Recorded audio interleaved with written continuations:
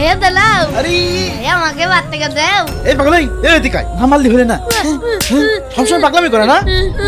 এই নে 10 টাকা ধর, যা রোহানের দোকান থেকে ডিম কিনে নিয়ে আয়। আচ্ছা ঠিক আছে। আর শোন, ডিম যদি ভেঙে যায় না তোর কিন্তু ভেঙে ফেলবো না, মনে থাকে জানো। হ্যাঁ 10 টাকার একটা ডিম দেন তো। আচ্ছা ঠিক আছে, এই নাও ডিম। সাবধানে বাড়ি দিতে হবে। ওরে আল্লাহ রে, হায় আল্লাহ, ডিমটা দেখছি ভেঙে গেছে। এখন ভাই তো আমাকে মারবি না, এখন আমি কি করব?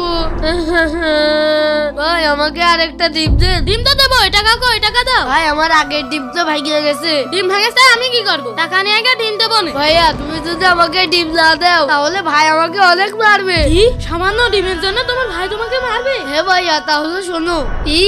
আরে ভাইয়ার গাড়িতে তো উঠি তো। বুম বুম ইয়ে বুম বুম বুম হ্যাঁ আরে সাহস শতাবের গোষ্ঠী। আরেকবার যদি তোকে গাড়িতে উঠতে দেখি আরে ধাক্কাতে বাড়ি থেকে বের করে দেবো। কি তাই নাকি? আচ্ছা তুমি এখানে দাঁড়াও, আমি ডিম দিচ্ছি। ছোট ভাই এই নাও ডিম। ভাইয়া তোমাকে অনেক ধন্যবাদ। ছোট্ট বন্ধুরা, দোকানদার ভাইটি কি ঠিক করেছে কমেন্টে জানাও, আর ভিডিওটি ভালো লাগলে চ্যানেলটি সাবস্ক্রাইব করুন।